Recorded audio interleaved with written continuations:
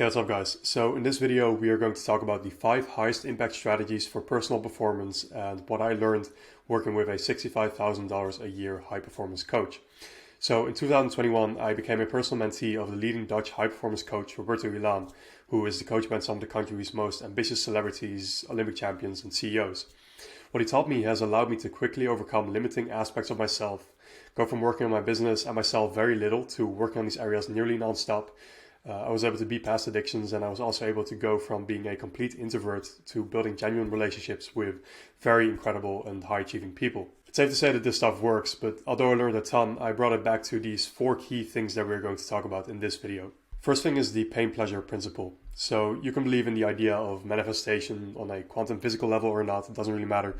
Either way, our thoughts and beliefs don't just float in our minds, they drive our actions and they determine our outcomes. Now, at its core, our brain is designed with one primary goal, which is survival. This instinct to survive is active 24/7, heavily influencing our thoughts and beliefs, and it is pushing us away from perceived threats and towards safety or pleasure. The limbic system plays a vital role in this. The limbic system pushes us towards action that brings pleasure, and it steers us away from actions that cause pain. Sigmund Freud coined this idea as the pain-pleasure principle, and recognizing it is crucial because if we don't actively shape our instinctual associations with pain and pleasure, we are living reactively and we live pretty much like animals or machines. Let's use my former client Tom as an example. So Tom had a successful career, a good social life, and he was a generally likable person. Yet when it came to romance, he was completely stuck despite having many qualities that many would find attractive. He was paralyzed by a fear of rejection, and for him approaching someone that he is attracted to equated to the potential pain of rejection or being provided with evidence that he's not good enough, which is something that many of us struggle with. To cope, he drank at the local bar with friends, avoiding his challenges and numbing his fears, and sadly he did not drink any courage into himself. So here's the catch. While we like to believe we're making rational choices, many of our decisions are actually subconscious, driven by this principle. This often results in short-term comfort at the expense of long-term gains. Luckily, we can rewrite our associations, so here's the process. So step 1 is cultivating awareness, and I guarantee you that these associations are costing you in some way in each area of your life. It's the same for me. The problem is that most people do not even have awareness of how their subconscious is guiding them, which gives them zero ability to actually solve their subconscious guidance and improve it. So first exercise is to actually identify your key life areas and scope out one problem in each area. Step 2 is attaching discomfort to our old behavior. So once we are aware that we are exerting a certain behavior that we want to drop, we have to reframe our associations. For Tom, this would mean confronting the loneliness and the missed opportunities that his behavior is creating. So the exercise here is to figure out your old associations and how they are costing you. Step 3 is where we link strong pleasure to our new behavior. So in the case of Tom, this means understanding the opportunities for connections and intimate relationships, an interesting social life, increased confidence, increased independence, and over time the opportunity to actually find someone he wants to spend his life with. So third exercise, identify the benefits and link the pleasure to the behavior. Then lastly, step 4 is where we shift our focus from the outcome to the process. So the way you really win with this is when you stop caring about the outcome and instead you start seeing the execution of the process as the win. So for Tom, this means adopting a mindset of I love getting rejected, for example. When I approach, I create an opportunity, therefore I already won. Repetition allows you to get over the fear in the first place and get better at the thing, increase your luck surface, right, because you're doing more attempts, and eventually you will succeed. It's never about the outcome, it's always about the behavior. So last exercise, think about a reframe that you can implement in each area of your life, like the one we have above.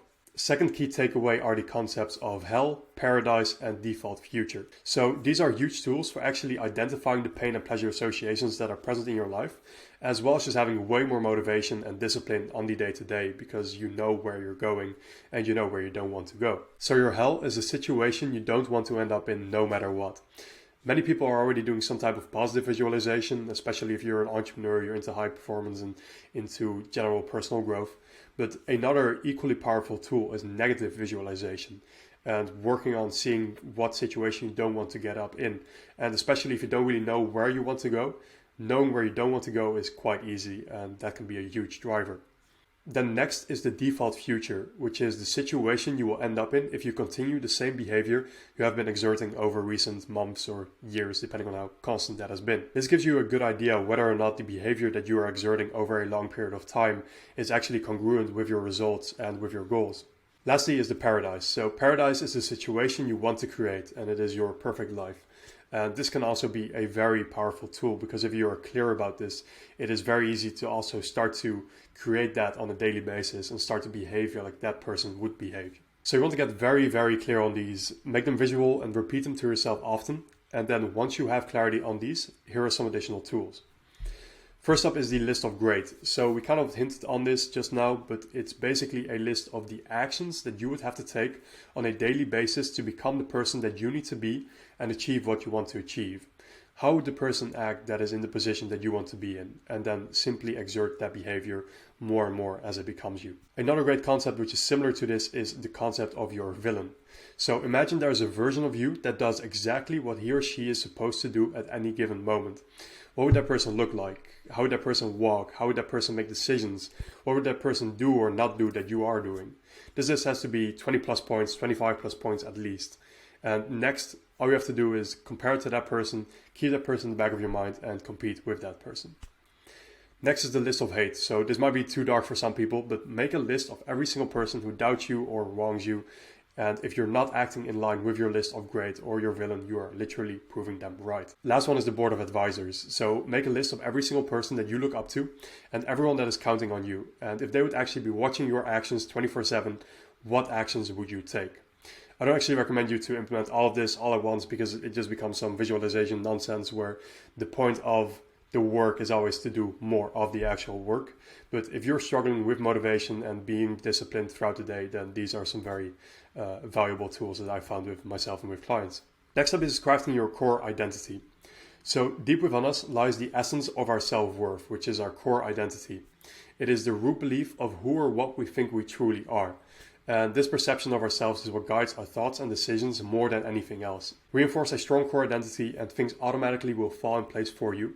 Be guided by an old identity and life will literally become one long road of self-sabotage. To clearly explain the concept of our core identity, imagine it as a pre-programmed thermostat in a room, meticulously set to a specific temperature which is chosen by you and for you. When cold air enters the room through an open door, the thermostat kicks into action, emitting warmth until the room regains its original temperature.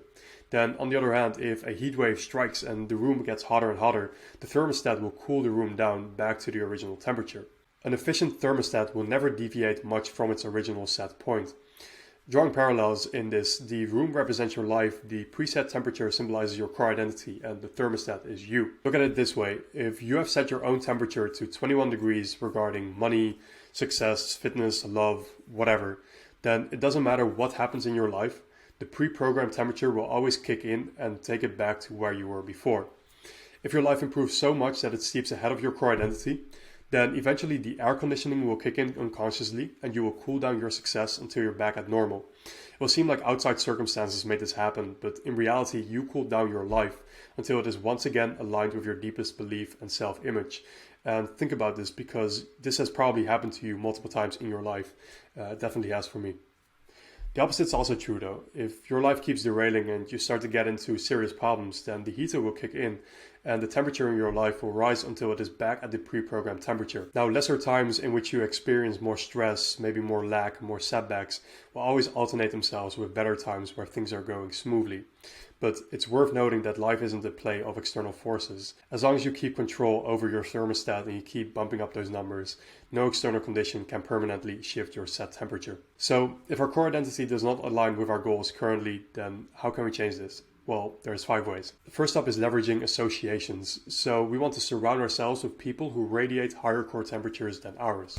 If you have a core identity of 21 degrees and you only hang out with people who have a core identity of 50 degrees in whatever area you want to work on, it's only a matter of time before yours will rise. And not only will you learn a lot, you will start to see how they carry themselves, how they think about the world, and as well, above all else, you will start to see that they aren't that different from you and that you can do it too. Second, you want to amplify your efforts, so you want to put in drastic amounts of work. By rapidly elevating your efforts in short periods of time, you're not only achieving more, but you start to believe you deserve more. If you normally make 10 cold calls and you now do 100, it's only natural for you to start to feel like you deserve more. Nobody wins by working less hard. Third up is building personal integrity. So build a personal relationship with yourself that is based on trust. Uphold promises that you make to yourself and do what you set out to do, and then bring that to your relationships. And there's this really nice quote from Michael Jensen, which really ties into this, where he says, people tend to view integrity as a virtue that is nice to have, but not as something that is directly related to performance. The increases in performance, however, are huge. I'm not talking about a 10% increase in output or productivity, it's more like 100 to 500%. Letting other people know how they should treat you is more important than caring about their opinion of you. When you let this happen to you, you have a reactive stance and therefore a weak stance. Work hard instead for your own approval and that of your creator if you are spiritual or religious. Most people value other people's opinions way too much, and it takes away their ability to have a powerful core identity and do what they want to do.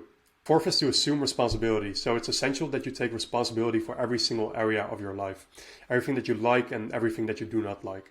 People who take responsibility are trustworthy because they take responsibility. They are capable of changing unwanted situations. Responsibility empowers you to change your situation. Last one is to live what you know. So don't just keep it to thinking and wanting. Most people spend 99% of their time overthinking, procrastinating, doing more research rather than just taking action and doing the thing that needs doing. Understand that failure does not exist as long as you do not quit. It is simply feedback that enables you to get closer to a solution. Okay, so fourth one, hold nothing back. Many people use the word commitment because it sounds nice, but few people know what it truly means and let alone truly live by it.